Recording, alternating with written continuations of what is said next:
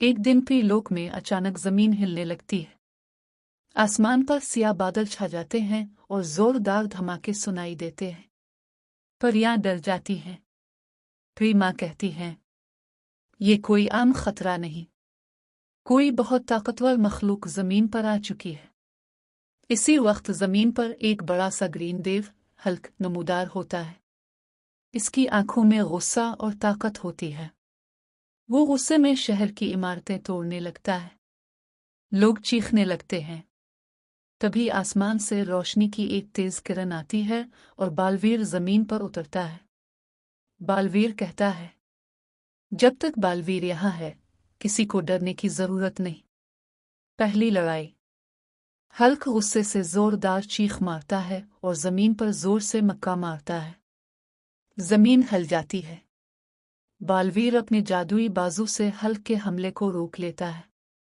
Hulk हैरान हो जाता है क्योंकि आज तक किसी ने उसकी ताकत को नहीं रोका था। हल्क गुस्से में और ज्यादा ताकतवर हो जाता है। जबरदस्त मुकाबला। हल्क एक बहुत बड़ा पत्थर उठाकर बालवीर की तरफ फेंकता है। बालवीर हवा में उड़कर उसे रोशनी की ताकत से तोड़ देता है। फिर दोनों के दरमियान जबरदस्त जंग शुरू हो जाती है। आसमान में रोशनी और जमीन पर धमाके होने लगते हैं। बालवीर की नई ताकत। जब हल्क बहुत ज्यादा ताकतवर हो जाता है तो बालवीर अपनी सुप्रीम लाइट पावर इस्तेमाल करता है। इसके अर्ध गिर्द सुनहरी रोशनी फैल जाती है।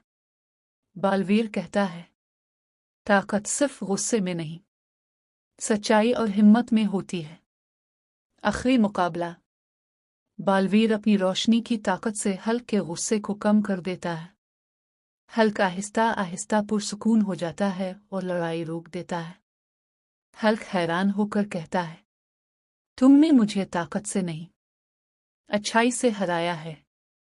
बालवीर मुस्कुराकर कहता है, असल हीरो वो होता है जो दुनिया को बचाए, तबाह ना करे। इख्तिताम। त्रिलोक और जमीन पर दोबारा सुकून आ जाता है। लोग खुशी से बालवीर का शुक्रिया अदा करते हैं और उसी तरह बालवीर एक बार फिर दुनिया को बचा लेता है।